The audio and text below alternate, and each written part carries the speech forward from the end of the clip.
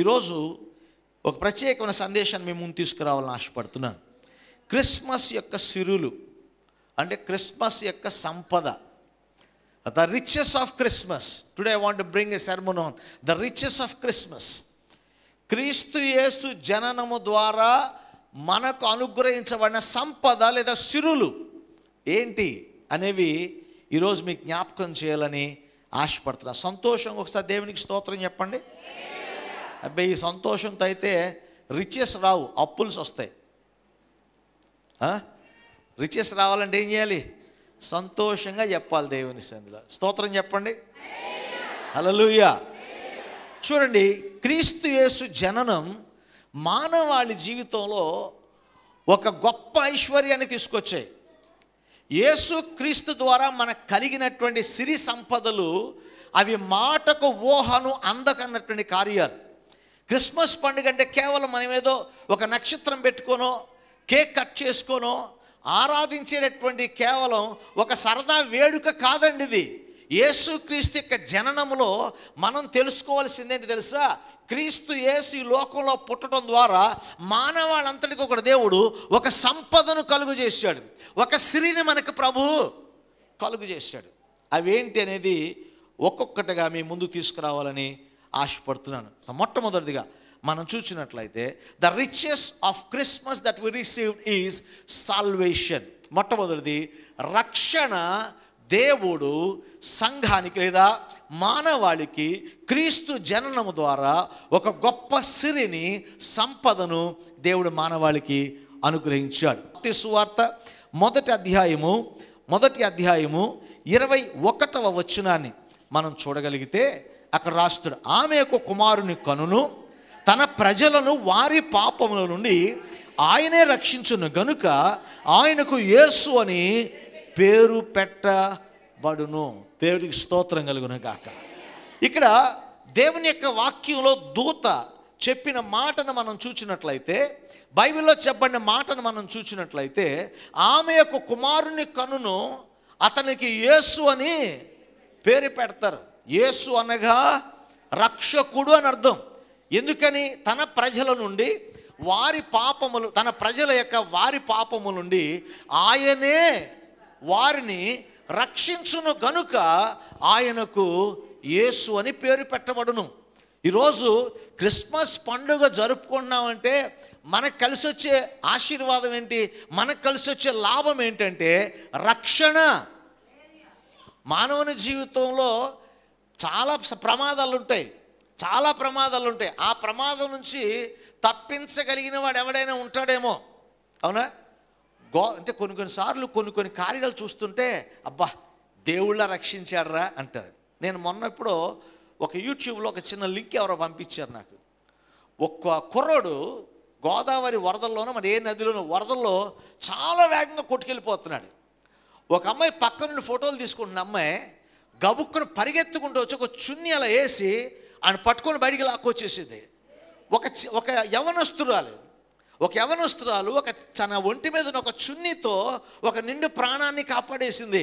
అప్పుడు అనిపించింది, కొంతమంది అనిపిస్తుంది దేవుడే కావాలా మనల్ని కాపాడతాకి అని. అవునా? మనుషుల్లోనే దేవుడిని చూస్తారు. అప్పుడు అరే నువ్వు నన్ను కాపాడిన దేవుడు రా అంటాడు. జలప్రళయంలో నుంచి ఒకరిని కాపాడొచ్చు, అగ్నిలో నుంచి ఒకరిని కాపాడొచ్చు, ఆర్థిక సమస్యలోంచి ఒకటి కాపాడొచ్చు. కానీ క్రిస్మస్ అందించినటువంటి గొప్ప సంపద ఏంటి తెలుసా? మనకి గొప్ప ఆశీర్వాదం ఏంటి తెలుసా? దేవుని వాక్యం చెప్తుంది, తన ప్రజలను వారి పాపము నుండి యేసు రక్షించని రాయబడలే, ఆయనే అనే మాట రాసింది. అంటే ఆయన తప్ప ఎవరూ చేయలేని పని యేసు ప్రభు చేశాడు. యేసు ప్రభు తప్ప మరి ఎవరూ చేయలేరని దానికి అర్థం. మిగతా విషయాల్లో రక్షణ వేరొకరి దగ్గర నుంచి నీకు సహాయం రావచ్చు, నీకు ఆదరణ రావచ్చు, నేను ఆదుకోవచ్చు. కానీ పాపం అనేటటువంటి బంధకాల నుంచి రక్షించబడాలి అంటే అది యేసు వల్ల మాత్రమే సాధ్యం. అందుకని తన ప్రజలను వారి పాపం నుంచి ఆయనే రక్షించును. అంటే ఆయన రాకపోతే మానవాళికి రక్షణ లేదు.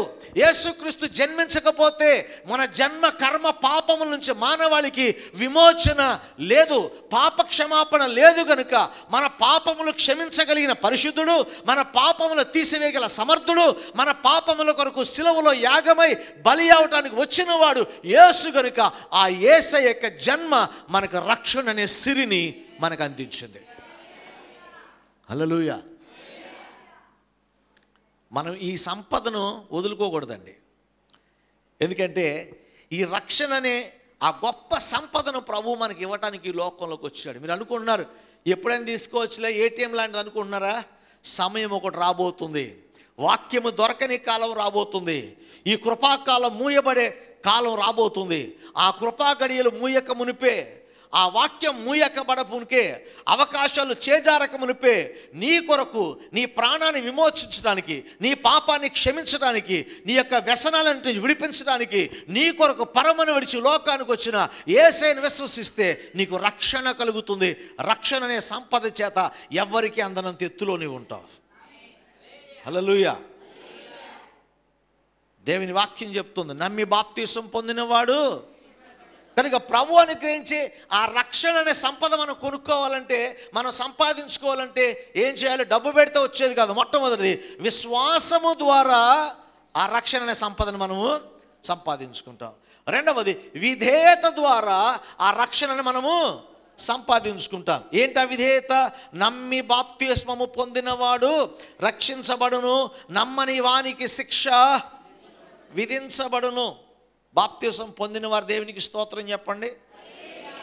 ఇప్పుడు పొందని వారు రెండు చేతుల పైకి దేవునికి స్తోత్రం చెప్పండి. పొందనోళ్ళు, బాప్తిసం పొందనోళ్ళు అండి, చేయి పైకి చూపించండి.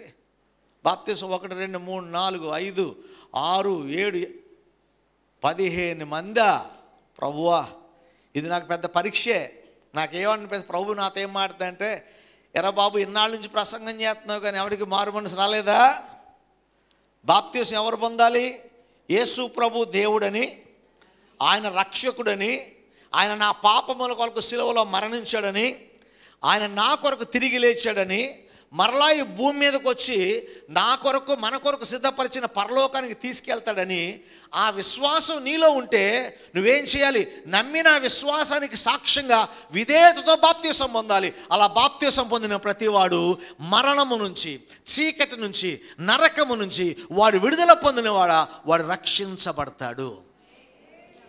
ఈరోజు ఎంతమంది ఆ రక్షణ అనే సిరిని తీసుకువెళ్ళటానికి ఇష్టపడుతున్నారు? ఆమేన్. సిద్ధమేనా?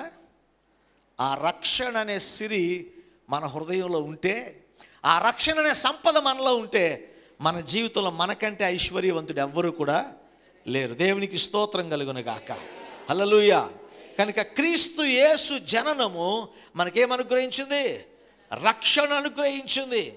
క్రీస్తు యేసు జననం మానవాళికి గొప్ప విడుదల అనుగ్రహించింది, క్షమాపణ అనుగ్రహించింది. కనుకనే ఈరోజు ప్రభువు మన అతిక్రమములను క్షమించడం ద్వారా, మన పాపములను క్షమించడం ద్వారా, ఆయన క్షమించడానికి వచ్చే రక్షకుని విశ్వసించడం ద్వారా, దానికి విధేయత చూపి బాప్తిసం పొందడం ద్వారా ఈ రక్షణ అనే సంపదను మనం స్వతంత్రించుకోగలుగుతాం.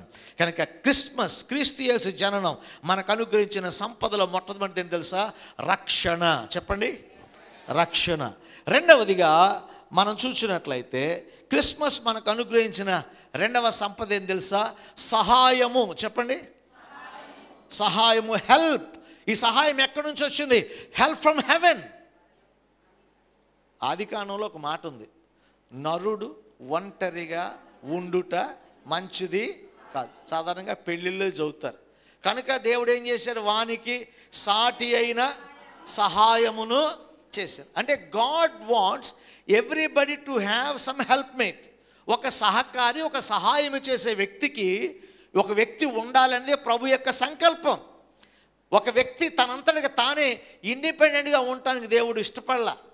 అలాగే మానవాళి కూడా దేవుని సహాయం కలిగి ఉండాలని ప్రభు కోరుకున్నాడు. మనం ఒంటరి వారిగా ఉండకూడదంటే ప్రభు తోడు లేని వారిగా మనము ఉండకూడదు.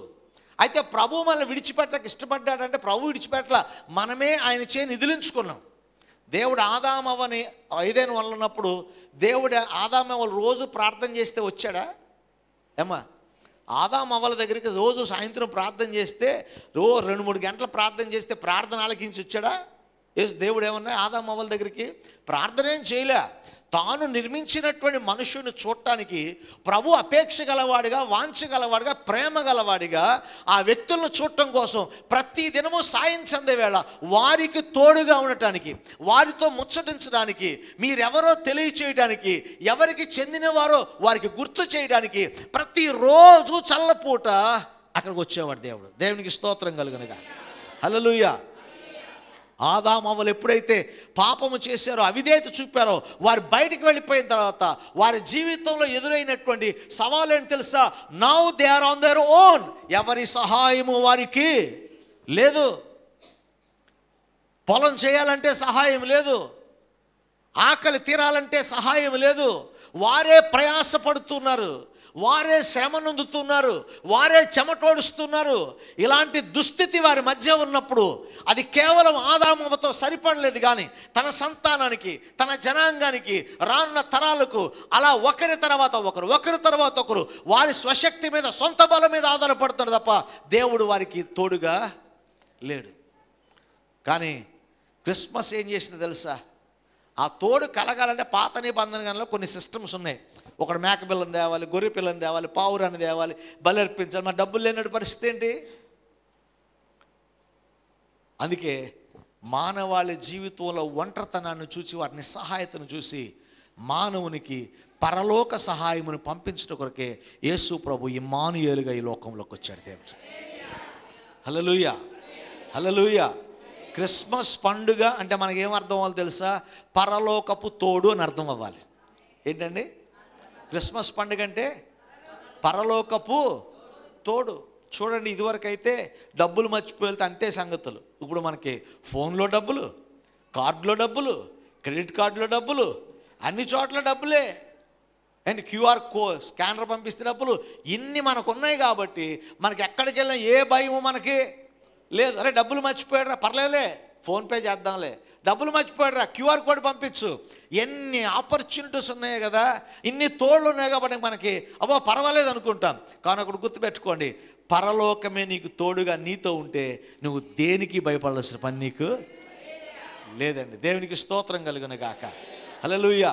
కన్యక గర్భవతి అయి కుమారుని కనును, అతనికి ఏమని పేరు పెడతారట? ఇమ్మానుయేలు అని పేరు పెడతారు. మత్తయి సువార్త 1:20 ఇదిగో కన్యక గర్భవతి అయి కుమారుని కనును, ఆయనకి ఇమ్మానుయేలు అని పేరు పెట్టబడును. ఇమ్మానుయేలు అనే పేరుకు భాషాంతరమున దేవుడు మనకు తోడై ఉన్నాడు. అంటే క్రీస్తు యేసు జననం క్రిస్మస్ ద్వారా మానవాళికి అందిన సిరి సంపద ఏంటి తెలుసా? పరలోకం యొక్క తోడు, పరలోకం యొక్క సన్నిధి మనతో ఉంది. Now the divine help is with us, God's hand is with us, God himself is with us. ఆయనే మనతో ఉన్నాడు కనుక మనకి ఏ అధైర్యం కూడా మనకి లేదు. కనుక యేసును కలిగి ఉండడం మించిన సంపద ఉందా మనకి? ఏదైనా ఉందండి? సంపద అంతకు మించిన సంపద ఏది కూడా మనకి లేదండి. కానీ ఈరోజు యేసయ్యను కలిగి ఉండటానికి చాలామంది ఇష్టపట్ల. నేను ఒకసారి ఒక సందర్భాన్ని తెలుసుకున్నది మీకు చెప్తా. ఒక స్కూల్లో నాటిక వేస్తున్నారట క్రిస్మస్కి. నాటిక వేస్తుంటే ఆ నాటికలో అందరినీ పెట్టుకున్నారు, ఇంకో చిన్నపిల్లవాడిని పెట్టుకోలేదట. వాడు గోల పెట్టాడు, ఏంటి నన్ను పెట్టలేదంటే వాళ్ళ పేరెంట్స్ దగ్గరికి వచ్చి ఏడుస్తున్నారంట. అమ్మ నన్ను నాటికలో పెట్టుకోలే, అందరినీ పెట్టుకున్నారు కానీ నన్ను పెట్టుకోలేదంటే, సరే టీచర్ గారు వెళ్ళి ఆ పేరెంట్స్ వెళ్ళి టీచర్ అమ్మ మా వాడు ఏడుస్తున్నాడు, ఎలా కూడా నేను నాటికలోకి పెట్టుకోండి అంటే టీచర్ అమ్మ మీ అబ్బాయి అంత ముద్దోడు ఎవరో లేరు, ఆడికి ఏం చెప్పినా గుర్తుండదు, మతిమరుపుకి ఆడు గాడ్ లాంటాడు, అందుకే వాడికి ఏ పోర్షన్ ఇవ్వలేదు అంటే, పోనీ ఏదో ఒకటి కనీసం నిలబెట్టండి వాడిని అంటే, మొత్తానికి అది చేసి ఇది చేసి సరే అని చెప్పి టీచర్ గారు ఒప్పుకొని ఆడికి ఒక్క డైలాగ్ ఇచ్చారంట. ఏం డైలాగు? ఎక్కడ స్థలము లేదు. చెప్పండి, ఇది చెప్పటానికి ఎంతసేపు పడుద్ది? ఇది గుర్తుంటాక ఎంతసేపు పడుద్ది అసలు? ఇక్కడ స్థలం లేదని 1/2 సెకండ్ మాట. అది డ్రామా స్టార్ట్ అయింది, నాటికి స్టార్ట్ అయింది, నాటికి మొదలైంది. యేసేపు మరియమ్మ నడుచుకుంటూ వస్తున్నారు, అన్ని తలుపులు తడుతున్నారు. వీడి దగ్గరికి వచ్చి ఇక స్థలం ఉందని కానీ లేకే బోల్డ్ ఉందన్నాడు అంటాడు. అప్పుడు టీచర్ గారు రే నీ బుర్ర లాంటిది కనుక నేను నాటికలోకి పెట్టుకోలేదు. అప్పుడు వాళ్ళ అమ్మ వచ్చారా, అదేంట్రా పరువు తీస్తున్నాడు, సరే మళ్ళీ చేద్దామంటే మళ్ళీ వెళ్తే మళ్ళీ వచ్చిన తర్వాత అనంట లేకే బోల్డ్ అంత ఉందనంట. మళ్ళా అరే ఇంతేంటి నువ్వేంట్రా పరువు తీస్తున్నావు ఎలా చేస్తున్నావు అంటే మళ్ళీ మూడోసారి అక్కడికి వచ్చి మళ్ళీ అదే సందర్భం వస్తే ఈసారి అలా కాకుండా ఇక్కడ చాలా స్థలం ఉంది, బోలెడంత స్థలం ఉంది, ఇక్కడ స్థలం లేకుండా లేదు, చాలా స్థలం ఉంది, కన్నీటి పర్యంతమై అక్కడే కూలిపోయాడు, కుప్ప కూలిపోయాడు పిల్లాడు.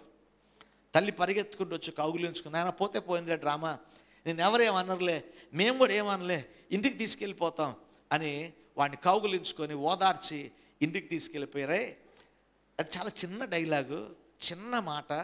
ఆ చిన్న మాట కూడా గుర్తులేదా నీకు అంటే, అమ్మా నాకు గుర్తులేక కాదమ్మా, ఏసేపు మరి ఎంతో దూరం నుంచి నడుచుకుంటూ వస్తున్నారు, ఆమెమో నిండు చూలాలు, అంత ప్రయాసతో వస్తే స్థలము లేదని నేను చెప్పలేకపోయానమ్మా, అందుకనే స్థలం ఉంది అని అరిచాను, స్థలం ఉంది అరిచానంటే అప్పుడు వాళ్ళమ్మ కౌగులించుకొని చెప్పినమాట, రే నాటిక పాడైంది కానీ నీ బ్రతుకు బాగుపడిందని చెప్పింది. దేవునికి స్తోత్రం కలుగును గాక.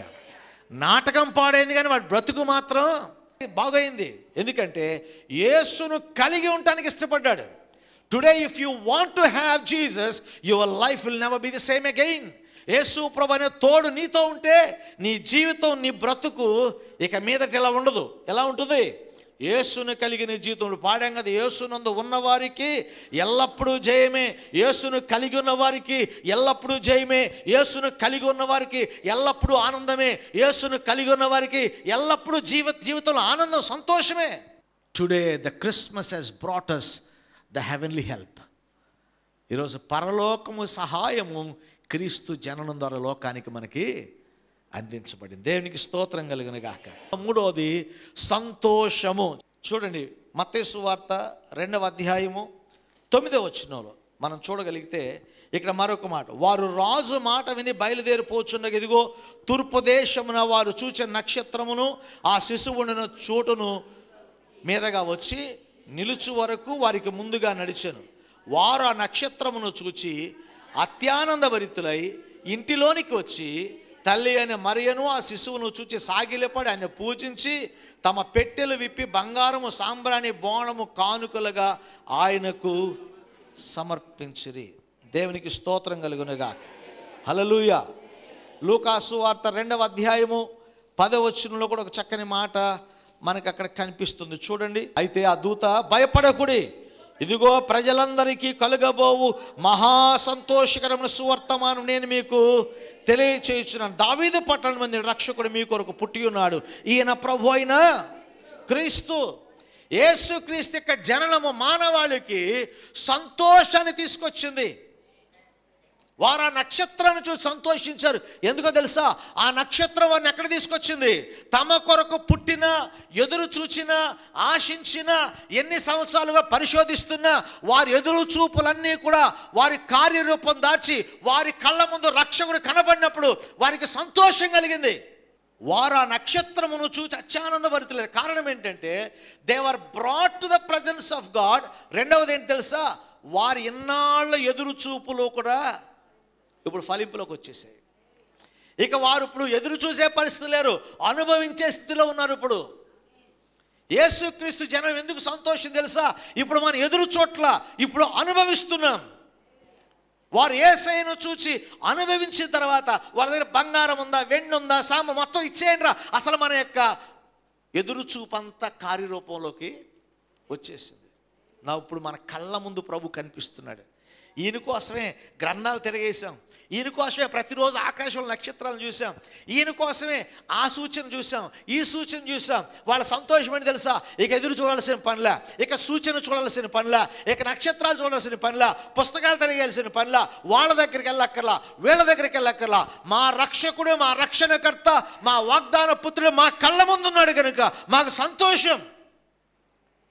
ఈరోజు నీ ఎదురు చూపులకి, మీ నిరీక్షణకు ఫలం వచ్చిన రోజే యేసుక్రీస్తు జన్మదినం. దేవునికి స్తోత్రం కలుగునుగాక. హల్లెలూయా. మీ నిరీక్షణ ఫలించిన రోజు క్రిస్మస్ పండుగ రోజు. అందుకనే క్రీస్తు యేసు జననం మానవాళి జీవితంలో అత్యానందాన్ని తీసుకొని వచ్చింది. మనం వెతికేది కాలికి తగిలితే ఎలా ఉంటుంది? మహానందంగా ఉంటుందట అమ్మగారికి. అవునా? ఇప్పుడు మన ఎన్నాళ్ళ నుంచి వెతుకుతున్నాం యేసు ప్రభుని. ప్రభు మనకు ఆ బాధ ఉందా? అసలు ఎతికే బాధ ఉందా? మన జనరేషన్లో చాలా ధన్యులం కదా.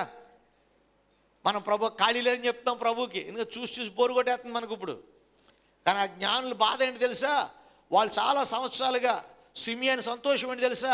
సిమియోను చూడగానే సంతోషంతో ఆనందించాడు. కారణం ఏంటంటే 380 సంవత్సరాలు ఎదురు చూస్తున్నాను, ఆయన నా కళ్ళు కాయలు కాసేసినాయి, ఇక చూసే ఓపిక లేదు అనుకునే సందర్భంలో తన నిరాశ నిస్పృహలు తొలగిపోయి తన యొక్క ఆశ నెరవేరే సమయానికి ప్రభువును చూసినప్పుడు అత్యానందభరితుడైపోయాడు. ఎలిజబెత్ మరియమ్మ దగ్గరికి వచ్చినప్పుడు గర్భములో శిశువు గంతులు వేశాడట. మరియమ్మ ఎలిజబెత్ ఇద్దరు కూడా ఏం చేస్తారు?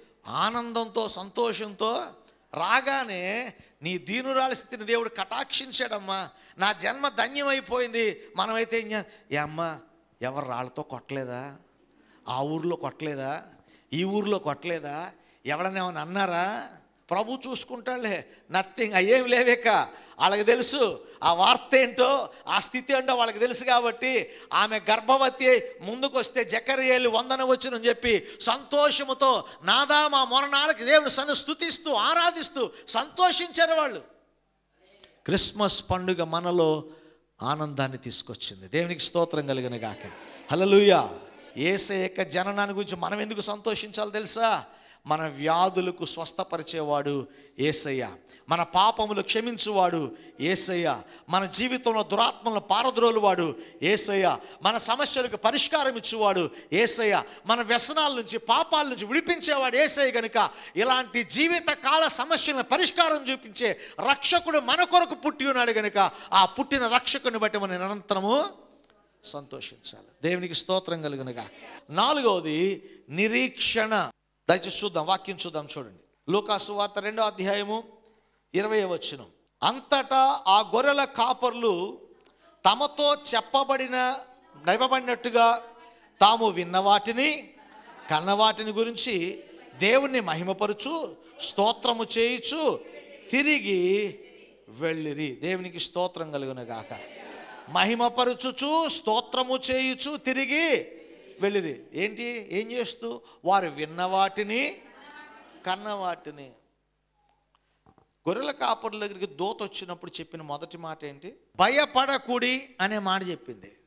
అవును కదా, భయపడకుడి అని ఒక మాట చెప్పింది. మరియమ్మతో చెప్పినప్పుడు దయాప్రాప్తురాలా నీకు శుభము. గొర్రెల కాపర్లతో చెప్పినప్పుడు భయపడకుడి. That was the word that come from heaven. అంటే గొర్రెల కాపర్లు ఉన్న స్థితి ఏంటి తెలుసా? ఆ రోజు అలా ఎలాంటి రోజుల్లో ఉన్నారంటే వాళ్ళు అసలు దైవ ప్రత్యక్షత కలిగితే కూడా భయపడే పరిస్థితులు. అప్పటికే 400 ఏండ్లుగా దేవుడు మాట్లాడట్లే, దేవుని దర్శనం లేదు, దూతలు వచ్చిన దాఖలాలు లేవు, ప్రవక్తలతోనే దేవుడు మాట్లాడలా, మందిరాల్లోనే దీపాలు ఆరిపోయాయి, మందిరంలోనే దీపం వెలిగించేవాడు లేడు, మందిరంలోనే దేవుని స్తుతించేవాడు లేడు, యాజకుడు లేడు, భక్తుడు లేడు. అంత జీవితం అంతా నిష్ఫలంగా మారిపోతే ఒక్కసారిగా పరలోకం తెరవబడి ఆ మహిమ వారి మీదకి వస్తే వారు భయపడిపోతున్నారు. ఎందుకంటే వాళ్ళకి నిరీక్షణ లేదు. ఇక మా జీవితంలో ఇప్పుడేదో మేలు జరుగుతున్న నిరీక్షణ వారికి లేదు. ఆ భయంతో బ్రతుకుతున్నారు వాళ్ళు, భయంతో పని చేస్తున్నారు వాళ్ళు, భయంతో జీవితాన్ని వెళ్ళపుచ్చుతున్నారు. భక్తులే, విశ్వాసులే, దేవుని ప్రేమించిన వారే, ప్రభు కొరకు ప్రయాసపడుతున్న వారే గొర్రెల కాపర్లు. కానీ వారి జీవితంలో నిరీక్షణ లేదు.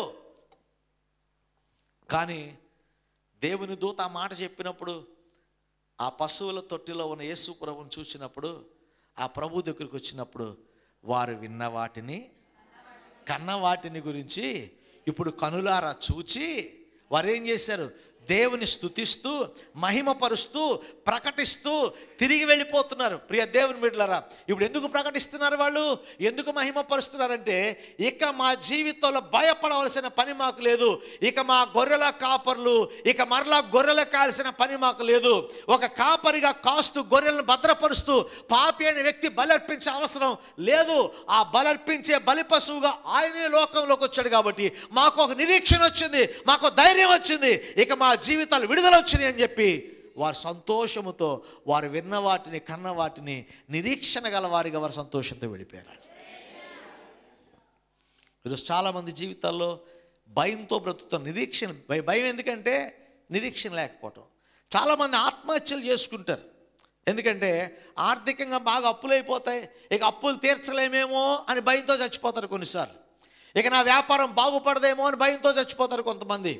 ఇక నా జీవితంలో ఉద్యోగం రాదేమో అని భయపడి చచ్చిపోతారు. నాకు వివాహం కాదేమో అని భయపడి చచ్చిపోతారు. పిల్లలు పుట్టరేమో అని చచ్చిపోతారు. చాలామంది జీవితాల భయాలు అనేక రకాలుగా ఉంటాయి. కానీ ఈరోజు భయపడ్డ నిరీక్షణ లేని వారం కాదు. నా యేసయ్య ఈ లోకంలో జన్మించాడు నీ ప్రతి లోటును సవరించడానికి. ఆయన చాలిన దేవుడు కనుక ఈ నిరీక్షణ మనకు అనుగ్రహించిన దేవుని సన్నిధిలో మనకున్న సంపద మరి ఎవ్వరికీ లేదు. ఆమేన్. ప్రియ దేవుని బిడ్డలారా, hope is the riches that God has given to humanity because Jesus has born for us. యేసు ప్రభు ఈ లోకంలోకి పుట్టిన దేవుడు మనకిచ్చిన సిరి సంపద ఏంటి తెలుసా? నిరీక్షణ. మనకు ఒక నిరీక్షణ ఉంది. మనకి ఒకవేళ ఈ లోకంలో శ్రమలు పోవట్లేదని మనకు అనిపిస్తే, బాధలాగే వస్తాయి అనుకుంటే, దేవుని వాక్యం చెప్తుంది రాబోవు మహిమ ఎదుట ఇప్పటి కాలపు శ్రమలు ఎన్నదగినవి కావు. ఈ లోకంలో అన్ని శ్రమలే, అంతా పేదరికవే, అంతా ఇబ్బంది అయినా సరే నిరీక్షణ కోల్పోని పనిలా దేవుడు మన కొరకు మహోన్నతమైన పరిశుద్ధమైన భవిష్యత్తును సిద్ధపరిచాడు ప్రభు. యేసు ప్రభు రాకపోతే ఆ నిరీక్షణ మనకు ఉండేది కాదు. యేసు ప్రభు ఈ లోకంలోకి వచ్చి మన కొరకు పరలోకపు నిరీక్షణ, భవిష్యత్తు గురించి శ్రేష్టమైన నిరీక్షణ యేసు ప్రభు మనకి అనుగ్రహించాడు. దేవునికి స్తోత్రం కలుగును గాక. హల్లెలూయా. 5వదిగా మనం చూచినట్లయితే లూకా సువార్త 2వ అధ్యాయం 7వ వచనం, ఆయన శాంతి అనే సంపదను దేవుడి లోకానికి అనుగ్రహించాడు. 2వ అధ్యాయము 7వ వచనం చూడండి. సర్వోన్నతమైన స్థలములలో దేవునికి మహిమయు, ఆయనకి ఇష్టలైన మనుషులకు భూమి మీద సమాధానము కలుగును గాకని దేవునికి స్తోత్రము చేయుచు ఉండెను. దేవునికి స్తోత్రం కలుగును గాక. ఇది ఎవరు చెప్పిన మాట? దూత, పరలోక సైన్య సమూహం చెప్పిన మాట ఏంటి తెలుసా? యేసుక్రీస్తు జన్మ ద్వారా మానవాళి పొందుకున్న అద్భుతమైన ఆశీర్వాదం ఏంటంటే సమాధానము. మానవుని జీవితంలో కొరతగా ఉంది అని అనుకుంటే, అది కొరతగా ఉండేది ఏదైనా ఉంది అని మనకు అనిపిస్తే అది శాంతి సమాధానం. మనుషుని జీవితంలో శాంతి సమాధానం తేలిగ్గా వచ్చేది కాదండి. కానీ యేసు ప్రభు అంటున్నాడు, నేను సమాధానం ఇవ్వటానికి ఈ లోకంలోనికి వచ్చాను. సాధారణంగా డబ్బులు ఉన్నవాడికి కలవరం ఉండదు, ఉద్యోగం ఉన్నవాడికి కలవరం ఉండదు, అన్నీ సాగుతున్న వాడికి కలవరం ఏమీ ఉండదు. ఏదైనా లోటు ఉంటే వాడికి కలవరం వస్తుంది, ఇబ్బంది వస్తుంది. అవునా? కానీ ఇక్కడున్న మీ అందరూ కూడా యేసుక్రీస్తు లోకంలో పుట్టు ద్వారా మనకు శాంతి సమాధానాలు వచ్చినాయి అని నేను అన్నాను అనుకోండి. ఏం శాంతి సార్, ఏం సమాధానం సార్? ఓ పూట ఉంటే ఒక పూట లేదు, ఉద్యోగం నెల ఉంటే ఒక నెల లేదు, నా పిల్లల భవిష్యత్తు సరిగా లేదు, వాళ్ళ చదువులకు సరిగా డబ్బులు లేదు, వారికి వివాహాలకు సరైన దారి లేదు, చాలా సమస్యలు మీరు చెప్తారు కదా. అందుకే యేసు ప్రభువుని అంటే, మీరు అనుకున్న శాంతి నేను ఇవ్వటానికి ఈ లోకంలోకి రాలా, ఆయన అనుకున్న శాంతి ఒకటి ఉంది. యోహాను సువార్త 14వ అధ్యాయము ఏమంటాడు? యోహాను సువార్త 14:27 ఏమని తెలుసా? నా శాంతిని నేను మీకు, దేవునికి స్తోత్రం చెప్పండి. అది లోకం ఇచ్చే శాంతి కాదు. లోకం డబ్బు ద్వారా, ఐశ్వర్యం ద్వారా ఒకవేళ సంతోష సమాధానం తాత్కాలికంగా వస్తుందేమో, కానీ యేసు ప్రభు జననం ద్వారా మానవాళికి ఇచ్చిన సమాధానం ఎవరైనా తెలుసా? అది శాశ్వతమైనది, ఎవ్వరూ మన నుంచి దొంగిలించలేనిది. అది డబ్బుతో ముడిపడింది కాదు, సౌకర్యాలతో ముడిపడింది కాదు, మన స్థితిగతులతో ముడిపడింది కాదు, మన పరిస్థితులతో ముడిపడింది కాదు. కానీ మన హృదయములో ఆయన ఉన్నందున ఆయన కలిగించే సమాధానము అది మనుషుల ద్వారా వచ్చేది కాదు. అది ఉన్నా లేకపోయినా మన హృదయంలో ఆనందమే ఉంటుంది. ఆరోదిగా మనం చూచినట్లయితే దేవుని ప్రత్యక్షత. క్రిస్మస్ అంటే సమాధానం చెప్పండి, ఏం చెప్తారు మీరు? 4 మాటలు చెప్పచ్చు. క్రిస్మస్ అంటే వాక్యము శరీరధారి అయి మన మధ్య నివసించెను. నేను కృతజ్ఞత పండుగలో ఒక మాట చెప్పాను. నేను ఏమన్నాను? కృపను ఎప్పుడైనా విన్నారా, దయ ఎప్పుడైనా విన్నారా అని చెప్పే కదా. అలాగా యేసు ప్రభు మాట విన్నాం కదా, దయ ఎప్పుడైనా చూసారా? చూడలేదు కదా. కానీ ఆ రోజు క్రిస్మస్ పండుగ రోజు జరిగింది ఏంటి తెలుసా?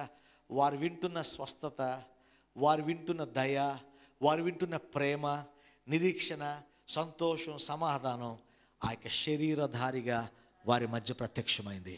అందుకే Christmas is nothing but revealing the word in the form of flesh. శరీరధారిగా యేసు ప్రభు లోకంలో ప్రత్యక్షం అవటమే క్రిస్మస్ పండుగ. అందుకే ఆ ప్రత్యక్షతను పరలోకం మనకు అనుగ్రహించింది కనుక, దేవదేవుడు మనకు అనుగ్రహించాడు కనుక, ఇప్పుడు మనం పొందిన సంపద ఏం తెలుసా? యేసుక్రీస్తు అనేటటువంటి శరీరధారిగా వచ్చిన రక్షకుడే వెలకట్టలేని సంపద మనకిది. హల్లెలూయా. ఎంతకైనా ఏమైనా కావాలా? ఎంతకైనా సంపద ఏమైనా కావాలా? ఏం అక్కర్లేదండి. యేసుక్రీస్తు అనే రక్షకుడు మన కొరకు శరీరధారిగా లోకంలోకి వచ్చాడు. The revolution it self is a great blessing. ఇప్పుడు నా రక్షకుడు నేను కనులారా చూచితని. ఆయన ఆశీర్వాదం ఏంటి? ఇన్నాళ్ళు వేశాను ప్రభు, ఇన్నాళ్ళు ఎదురు చూశాను ప్రభు, నాకేమైనా ఇస్తావా, మా మనవడికి ఇచ్చుకుంటాను, నాకేమైనా ఇస్తావా, కొద్ది ఆస్తి మా పిల్లలకు పంచుతాను అని ప్రభువుని అడిగి ఉండొచ్చుగా. ఇన్నాళ్ళు ఎదురు చూశాను, దేవుడు అని నాకు తెలుసు, ఒక అద్భుతం చేసి మా వంశం అంతా దీవించేయచ్చుగా అని అడగొచ్చు కదా. దేవుడే పుట్టాడని ఆయనకు తెలుసు కదా. కానీ ఏమనలా. ఆయన సంతోషమని తెలుసా? ఇప్పుడు నా రక్షకుడు నేను కనులారా నేను చూచాను. ఏ ప్రవచనం అయితే విన్నానో, ఏ ప్రవచనం అయితే ప్రవచించానో, ఏ ప్రవచనాలు కొద్దిగా ఎదురు చూచానో, అవి నా కనులారా నా రక్షకుడు నేను చూస్తున్నాను కనుక అదే నా ఆనందం, అదే నా సంపద, నా జీవితానికి పరిపూర్ణత, పరిపక్వత, నా జీవితానికి ఇప్పటి వరకు మేలు కలిగిందంటే నిన్ను చూడటమే, నీ ప్రత్యక్షతే. ఈరోజు ఎంతమంది జీవితాల్లో ఈ ఆశీర్వాదం ఉందని గ్రహిస్తున్నారు? యేసు ప్రభు శరీరధారిగా ఈ లోకంలో తను తాను ప్రత్యక్షపరచుకోవటమే మానవాళి అందరికీ దేవుని సంపదను దేవుడు మనకి స్వాస్థ్యంగా పనిచేశాడు దేవుడు. హల్లెలూయా.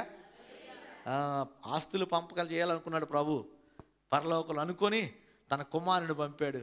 ఎవరు ఆయన్ని చేరితే అందరూ ఆయన వారమే, ఆయనవన్నీ మనవే. యేసుక్రీస్తే మన సంపద. యేసుక్రీస్తుని దేవుడు గొప్ప సిరిగా ఆయన మనకు అనుగ్రహించాడు.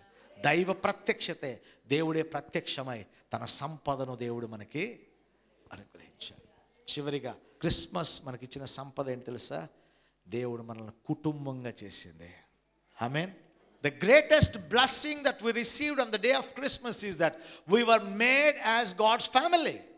దేవుని కుటుంబంగా చేయబడ్డాం. ఎఫెసీయులకు రాసిన పత్రిక 1వ అధ్యాయము 5వ వచనం, తన ప్రియుని యందు తాను ఉచితముగా మనకు అనుగ్రహించిన తన కృపామహిమకు కీర్తి కలుగునట్లు తన చిత్త ప్రకారం దయా సంకల్పం చెప్పున యేసు క్రీస్తు ద్వారా తనకు కుమారులుగా స్వీకరించుటకై మనల్ని ముందుగా తన కోసం నిర్ణయించుకొని మనము తన ఎదుట పరిశుద్ధులము నిర్దోషులమై ఉండవలని జగత్పునాది వేయబడకమునిపై ప్రేమ చేత ఆయన క్రీస్తులో మనలను ఏర్పరచుకొనెను. గట్టిగా దేవునికి స్తోత్రం చెప్దాం. హల్లెలూయా. మనం దేవుని పిల్లలము, దేవుని కుమారులము, దేవుని కుమార్తెలము. ఎలా అని తెలుసా? మనము యేసుక్రీస్తు ద్వారా. యేసుక్రీస్తు లేకపోతే మనం తండ్రి ఇంటి వారము కాము. క్రీస్తులోనే మనం ఆయన కుమారులుగా, ఆయన కుమార్తెలుగా ఒక కుటుంబంగా చేయబడ్డాం. అందుకనే దేవుని సంఘము అంటే ఏంటో తెలిసేది, ఇది దేవుని కుటుంబము. దేవుని మందిరము ఇల్లు అయితే ఆ సంఘములోకి వచ్చిన విశ్వాసులందరూ కూడా దేవుని యొక్క కుటుంబము. ఈ కుటుంబానికి శిరస్సు ఎవరు? క్రీస్తు ప్రభు. క్రీస్తు ప్రభువులోనే మనం అందరము కూడా ఒక ఇంటి వారిగా మనం చేయబడ్డాం. ఎంత గొప్ప సంపద, ఎంత గొప్ప ఆశీర్వాదం, ఎంత గొప్ప సిరిది మనకి. యేసు ప్రభు ఇంటి వారిగా మనం చేయబడ్డాం. దేవునికి స్తోత్రం కలుగునుగా.